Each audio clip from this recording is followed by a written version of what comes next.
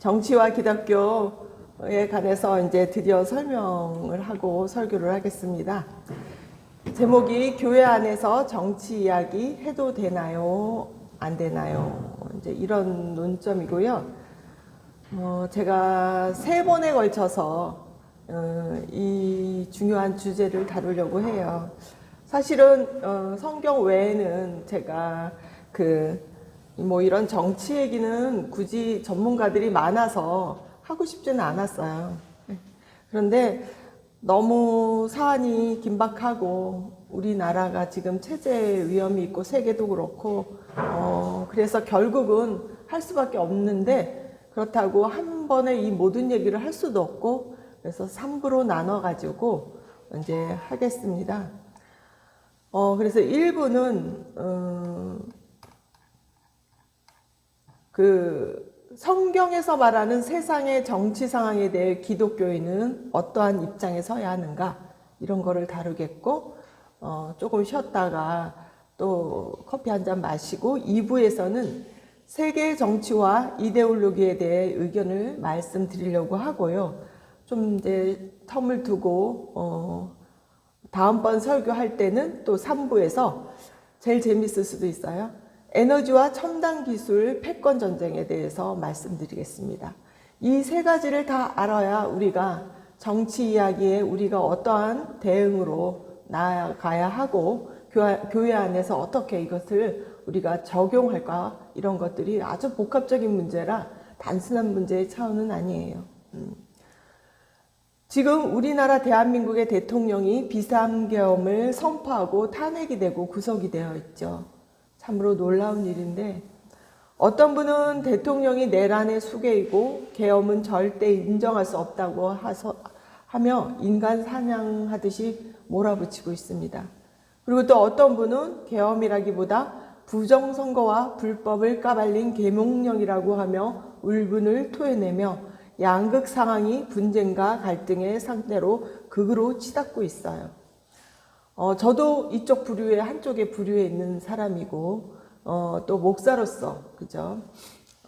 있기 때문에, 거기에 벗어날 수는 없습니다. 똑같은 상황에 우리들의 해석의 방향은 어찌 이렇게 극일까요? 목사님들도 몇 사람 빼놓고 대부분은 양극화를 해소하고 서로 평화롭게 지내야 한다, 그리고 지금은 기도해야 할 때다 하고 침묵하는 중이죠. 몇 사람을 빼놓고는 운동하고. 그러므로 우리 교회 카톡방에서 정치 이야기하면 되냐 안 되냐에 대해서 영상이 올라왔었죠. 그래서 또 그걸로 조금의 갈등도 있었고요. 그래서 궁금해 하시는 분도 있고, 분쟁 속에서 개개인 나름대로 생각을 정리하고 계실 듯 합니다. 목사로서 성경 외에 굳이 정치 이야기까지 할 시간과 여건이 안 되었었죠. 그래서 개인적으로만 필요했지, 개인적으로는 많이 제가 이야기했었어요. 가까운 사람들에게. 한 10여 년 전부터 제 카카오 스토리에도 좀 많이 올리고 그랬습니다. 그래서 공적으로 이 말씀은 드려야 돼서 앞으로 일어날 교회의 갈등을 또 해결도 해야 되겠더라고요. 이게 정리되지 않으면 언젠가는 또다시 문제로서 일어나기 때문에 담임 목사로서 지향하는 분명한 의견도 이제 있다고 얘기해서 부득이 오늘 설교를 준비한 것입니다. 저는 표현의 자유라기보다 발언의 자유를 아주 중요하게 생각하는 사람입니다. 우리가 가정과 사회와 교회에서 어떠한 경우라도 발언하지 못하게 하는 것은 성경에서 말하는 최종 결론인 자유를 억압하고 창의적인 생각이나 발상들을 죽이거나 자신과는 반대적인 사상들로 우리가 배울 기회를 잃을 수 있기 때문입니다. 이게 단순한 차원이 절대 아닙니다. 무엇을 우리가 얘기할 때 집에서 아기가 쓸데없는 소리를 했다 쳐요. 그거를 어른들은 막 막죠. 그러면 그 아이는 다 무서워서 아무 얘기도 못할 겁니다. 틀린 얘기를 할 수도 있고 옳은 얘기를 할 수도 있고. 그래서 제가 교회를 이끌어 나갈 때는 이것은 진짜 어떠한 경우라도 사수를 할 예정입니다. 뭐 좌파든 우파든 어떤 얘기는 할 수 있어요. 그러나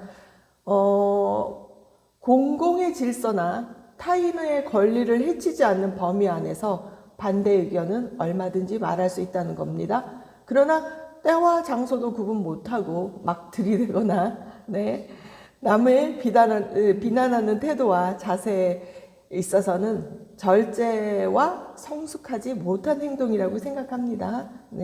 그렇다고 아무 표현도 없는 것도 그다지 바람직한 형태는 아니라고 할 수 있겠습니다. 그러나 침묵도 발언이라고 생각해요.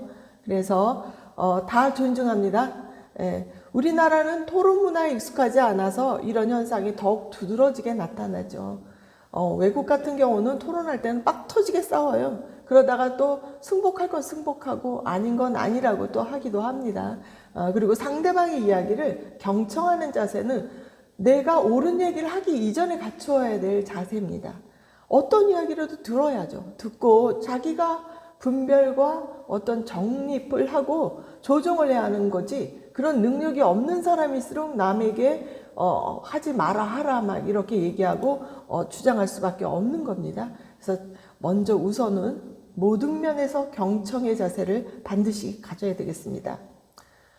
그러나 저는 담임 목사로서 교회에서는 정치적인 주장은 하지 말아야 한다고 생각하는 사람입니다. 그럼 왜 정치 관련 영상들을 가끔 올리고 나름 한쪽을 지지하고 있을까요? 제가 한 3편의 이런 설교를 하고 나면 무슨 생각을 하는지 대략 정립이 되실 거예요. 복잡해서 그렇습니다. 이런 게 단순 차원이 절대 아니라고 말씀드렸죠. 기독교인은 정치적 입장이 아니라 성경적 관점의 세계관에서 정치를 바라봐야 합니다. 이해 가시나요?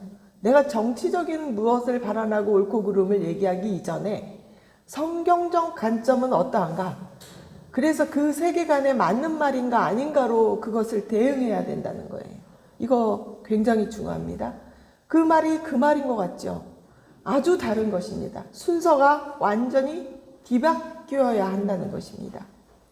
왜냐? 정치는 본질적으로 이념과 서로의 이해관계에 있기 때문이고 옳고 그름만을 이야기하는 것이 아닙니다. 이거 다 나중에 들어보시면 얼마나 그게 무서운 어떤 결론을 나타내는지 이해하실 것입니다. 왜냐? 많은 사람을 구하기 위해 때로는 소수의 사람을 희생시켜야 할 때도 있습니다. 그렇지 않아요? 전쟁이 왜 일어나죠? 체제가 왜 싸우죠? 그럴 때 우리가 옳고 그름의 얘기를 해야 하나요? 상당히 아주 어려운 문제입니다. 제가 그래서 대통령은 하기 싫습니다. 공산주의 척결하려고 여러 명 죽여야 되잖아요. 이스망 대통령처럼. 그렇죠. 그러나 이스망 대통령처럼 자유와 독립을 위해서 우리나라를 구원해야 되는 목표를 가지고 또 세계에서 싸워나가야 되잖아요. 그래서 어려운 것입니다.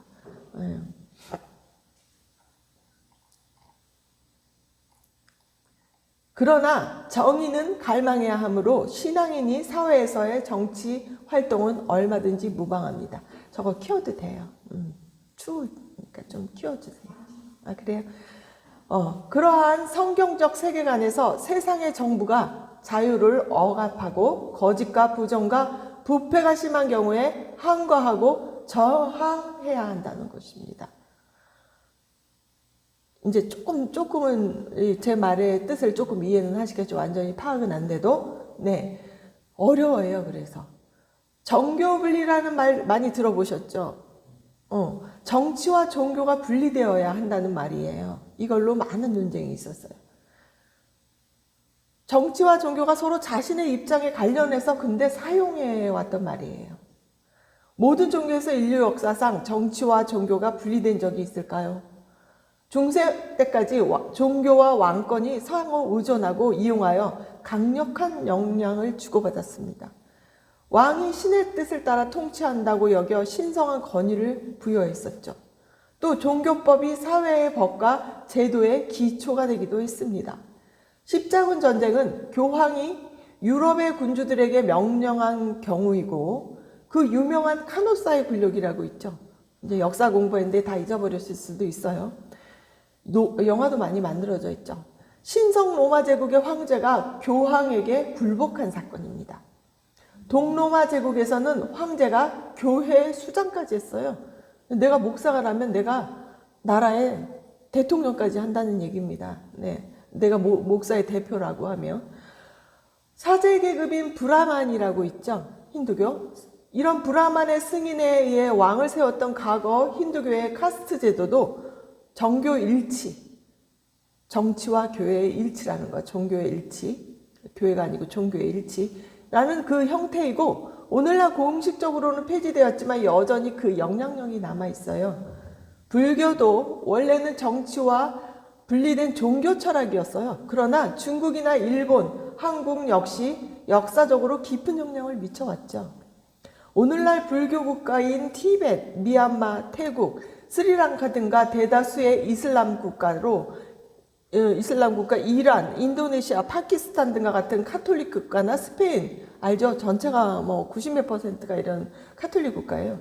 남미 등이 정교일체에 가까운 나라들이에요. 뭐 영국의 성공에도 그랬었던 거고. 정치가 모든 것을 대변할 수 없습니다만은 현실에서 모든 것은 정치와 연결이 되어 있어요. 미국의 인종 문제 많이 있었죠.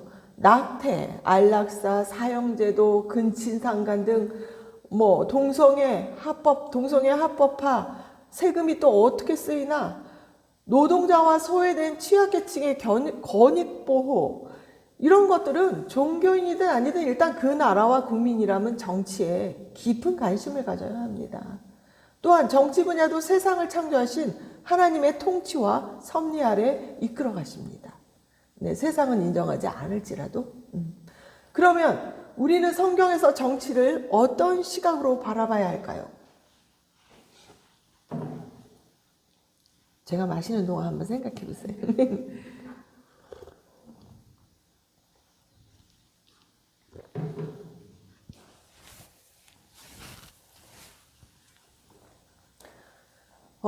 구약에서는 모세 시대까지 하나님이 직접 다스리는 심정정치라 그래요.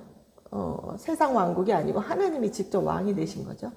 그런 시대가 있었고, 왕이 없어서 이스라엘 백성에게 자기 소연대로 행했던 것이 사사기 시대입니다. 자기 마음대로 했던 거예요. 그 후 백성들이 사무엘 선지자에게 왕을 요구해요. 이에 하나님이 할 수 없어 허락합니다. 그래서 왕이 세워지면 니네들 세금과 군대 징집과 강제 노역의 문제가 생길 거라고 합니다. 지금 그렇죠? 네. 굳이 하나님이 왕이면 될 것을, 그쵸? 그래서 문제가 있습니다. 그런데 이스라엘은 사울왕을 추천했지만 문제를 일으키고, 하나님이 또 세우시는 다윗 왕을 통해서 나라를 세워지죠.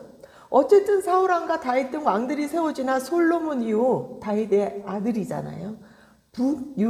북이스라엘과 남유다로 분열돼요. 인간의 역사입니다. 네. 그 후 이스라엘은 바벨론, 페르시아, 그리스, 로마 등 제국의 지배를 받습니다. 정신 못 차리면 그렇게 된다는 겁니다. 지금하고 그때하고 하나도 다르지 않아요. 우리도 제국의 지배를 받아왔죠. 우리도 주변에 소련, 중국, 일본, 미국, 멀리 있는 또 영국, 이런 제국에 항상 지배하에 있었어요. 그러므로 구약에서는 올바른 통치자의 역할과 공평과 정의를 실현해야 하고, 지도자는 백성을 섬기고 하나님을 두려워하고 올바르게 백성을 재판해야 되는 거예요. 이사야서 10장 1절과 2절, 제가 또 저기 있었는데 꺼버려가지고 못 보이겠네요. 제가 읽어드릴게요. 불의한 법령을 만들며 불의한 말을 기록하며 가난한 자의 권리를 박탈하며 내 백성의 학대받는 자들에게서 공의를 빼앗는 자들에게 화 있을진저. 심판과 화가 있다는 거예요. 그러면 우리가 교회에서 정치 이야기 해도 되나 안 되나에 대해서 다시 한번 생각해 보겠습니다. 구약에서 하나님은 요나에게 아수르 수도 니느웨에 가서 그것들이 악독함으로 그것들을 쳐서 외치라 그럽니다. 그런데 이제 피하잖아요. 가기 싫으니까. 뻔하잖아. 강대국이 엄청 큰데 내가 하나 뭐 외친들 되겠어요? 그쵸? 그리고 어디로 숨어버리다가 고래배속으로 들어가고 어쩌고 난리를 치죠. 그런데 또 그하고 상반되는 두 사건이 있어요. 다니엘과 예레미야를 예를 들어 보겠습니다. 다니엘과 세 친구는 왕의 진미를 먹지 않고 그 풀무불과 사자굴에 넣어도 손끝 하나 안 다치죠. 이런 기적이 있을 수 있을까요?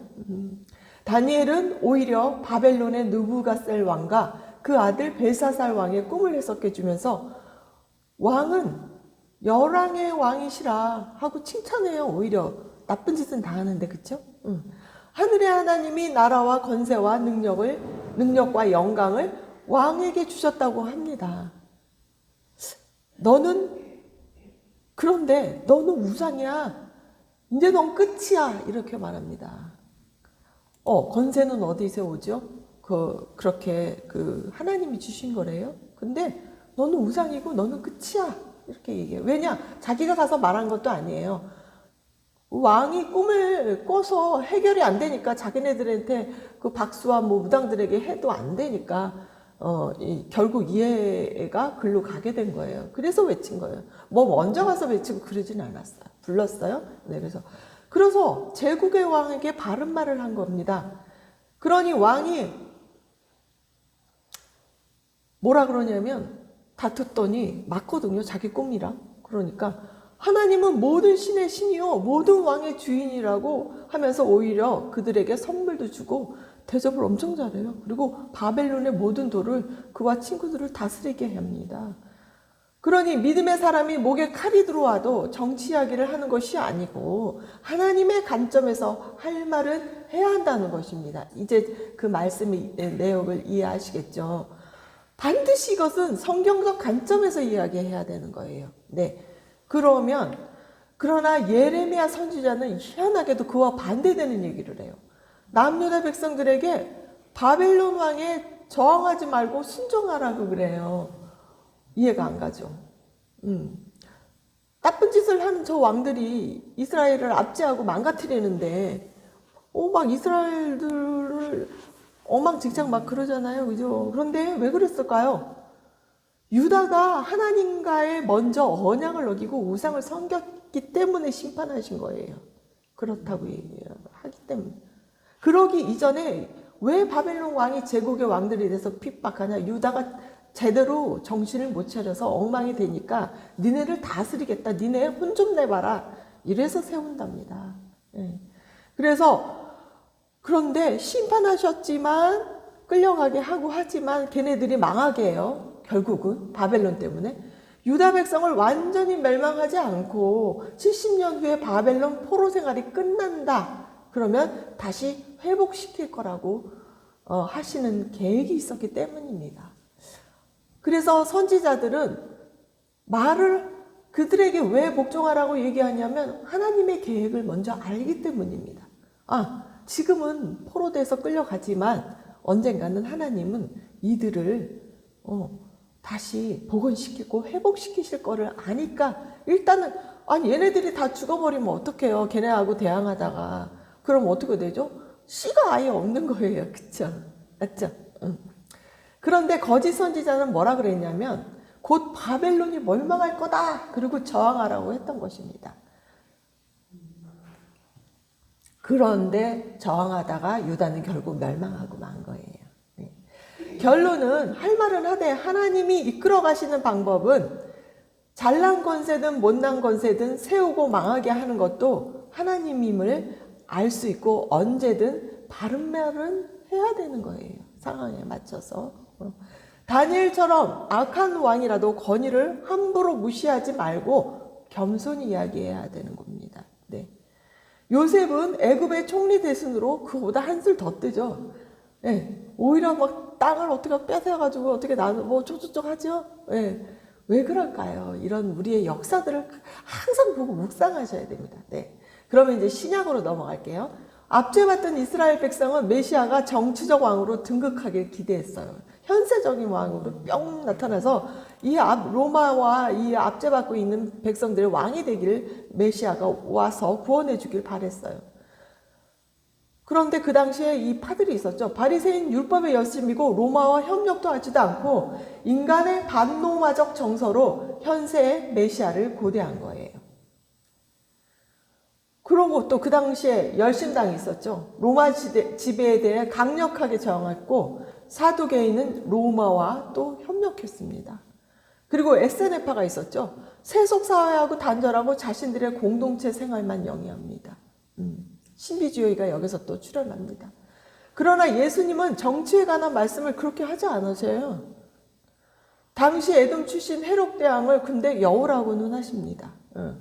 하지만 세상 정부와 하나님 나라를 구분하셔요. 로마 황제 가이사의 것은 가이사에게, 하나님의 것은 하나님께 바치라고 합니다. 세상 정부의 법과 의무를 따르고 질서에 반대하시지는 않습니다.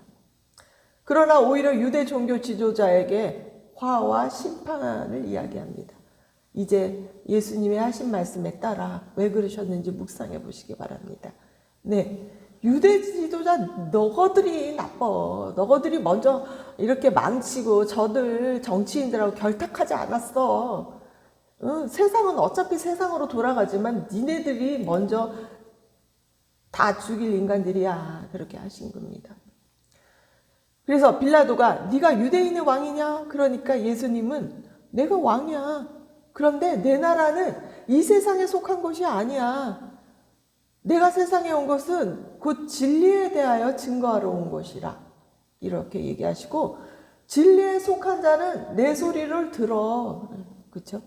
진리, 예수님의 말씀을, 성경을 이렇게 이해 못하고 듣지 않는 사람은 진리에 속하지 않아서 그래요. 동질감을 못 느끼는 거예요. 마음속 어딘가에 진리에 동의함이 있어야 된다고 얘기했죠. 그래야 성경이 위대하고 성경의 말씀을 알고 싶어하고 성경 가르치는 곳으로 더 사모함이 있는 거죠. 예수님은 세상 나라와 하나님 나라는 영역이 다름을 말씀하시고 자신은 세속 권력왕이 아니라 거듭나야 들어가는 하나님 나라의 영적 왕임을 분명히 말씀하신 겁니다. 그러나 요한복음 7장 7절에서는 세상이 나를 미워하나니 이는 내가 세상의 행사를 악하다 증거함이라. 이런 말씀도 있어요. 세상은 악한 거예요. 악하게 돌아갈 수밖에 없어요. 속성이 권력과 권세고 그들은 하나님이 이 세상 신이라고 얘기했어요. 그래서 세속국가 일들이 악하다고 하신 겁니다. 네. 그러나 그들의 정치에 간섭하지 않아요. 하나님이 하시니까. 그리고 이유가 있어서 저들도 세우고 고레스 왕도 세우고 네, 바벨론 왕도 세웁니다. 네. 당시 로마 제국과 유대 종교 지도층이 부하 권력으로 사회적 불평등 아래 놓여 있는 가난한 자와 진리로 인해 핍박받는 자와 온유한 자에게 하나님 나라가 임할 것이라고 합니다. 네. 그들은 어차피 쌤쌤이가 돼가지고 다 지들의 그 통속으로 이어갑니다. 그래서 하나님은 천국이 가까웠다. 애통하고 진리를 위해서 애통받고 핍박받고 마음이 가난하고 그죠? 그런 자에게 온유한 자에게 하나님 나라를 먼저 설파하시는 겁니다. 그러면 사도들은 어찌 하겠죠? 우리 오늘의 성경 말씀이었죠? 아, 제가 이거를 여기서 틀어놨어야 되는데 그냥 어쩔 수 없이 제가 다 읽어버릴게요. 에베소서 6장 12절 우리의 싸움은 혈과 육의 싸움이 아니요 통치자들과 권세자들과 이 세상 어둠의 주관자 주인들이에요. 들과 하늘에 있는 악의 영들과 싸우는 것입니다. 우리의 싸움은 육신의 이런 정부와 이런 것만을 말하는 것은 아니에요. 혈과 육의 싸움은 아니에요. 그러나 통치자들이 있어요. 그 뒤에 혈과 육의 정부로 대표되는 통치자들의 악한 권세들이 있고 그 이 세상의 어둠의 그 뒤에는 그들을 이끌어가는 어둠의 주관자들이 있고 하늘에 있는 악의 영들과 싸운다는 것입니다. 그래서 계시록에 그 거짓의 영들이 다 거짓 선지자들과 함께 이 세상 정부와 결탁한 모든 것들이 거기서 망가지는 것입니다. 걔들이. 그래서 우리는 어떻게 해야 돼요? 기독교인은 전신갑주로 무장하라는 거죠. 그죠? 갑옷을 입어. 무슨 갑옷이냐? 평안의 복음을 예비해. 아니 평안의 복음 예배 안 하고 우격다짐으로 싸우면서 혈기로 싸우면 되겠습니까? 아니에요. 네. 어떤 경우라도 평안의 복음에 대한 내용을 예배하라 이거예요. 그게 신이라 이거예요. 우리가 달려갈 신발. 그쵸? 그리고 방패가 뭐죠? 막는 거죠, 방패. 막는 건데 믿음의 방패. 내가 무엇을 믿냐? 복음을 믿고 성경 말씀을 믿고 방패 모든 것들을 악한 자의 불을 소멸시키는 거예요. 물론 우리를 다 공격할 때 방패 믿음만 있으면 방패로 자동으로 막아집니다. 그리고 구원의 투구, 구원의 헬멧을 쓰고 구원의 시작이 돼 믿음으로 시작이 된 거잖아요. 헬멧을 쓰고 성경의 칼, 딱 한 가지 공격 도구 뭐죠? 칼입니다. 모든 것은 다 내가 방어하는 도구입니다. 머리 헬멧, 신발, 그저 방패. 그러나 딱 한 가지 검, 성경의 말씀. 성경의 칼, 검, 하나님의 말씀을 가지라고 하십니다. 그래서 말씀을 가지면 모든 악한 그 영적 싸움에서 이길 수밖에 없어요. 세상의 육적 싸움도 이깁니다. 네, 그래서 모든 기도와 간구로 하되 거기서 말씀만 가지면 안 되겠죠. 말씀만 있다고 하면 안 되고 기도와 간구. 하나님에게 이것을 올려드려야 되잖아요. 하나님 우리를 도와주시고 하나님이 기도의 소리를 듣고 성경에서 일어났다는 얘기 엄청 많아요. 우리가 기도하고 그것을 외쳐내야 됩니다. 알겠죠? 네, 그래서 그걸 하되 그런 기도를 하되 무시로 성령 안에서 기도하라 이거예요. 생각날 때 할 때마다 뭐 어느 한 장소에서만 제살 장소와 어떤 시간을 우상으로 삼고 그것만이 절대화시키지 마세요. 물론 그것도 중요해요. 그러나 장소와 때와 이런 시간 이런 데를 저기 하지 말고 무시로 기도하셔야 됩니다. 생각날 때마다 하나님 도와주세요. 하나님 불쌍히 여기시고 우리들을 구원해 주세요. 네. 내게 말씀을 주사 나로 입을 벌려 복음의 비밀을 담대히 알리라고 하십니다. 그러면 어떻게 돼요? 정치 이야기를 합니까? 아니에요. 복음의 비밀을 정치가 그릇될 때 복음적 얘기를 하시는 게 가장 좋습니다. 그리고 복음의 얘기는 거짓을 타파하는 것입니다. 네. 이제 베드로전서 2장 12절 좀 긴데 성경 읽어드릴게요. 너희가 이방인 중에서 행실을 선하게 가져 너희를 악행한다고 비방하는 자들로 하여금 너희 선한 일을 보고 권고하시는 날에 하나님께 영광을 돌리게 하려 함이라.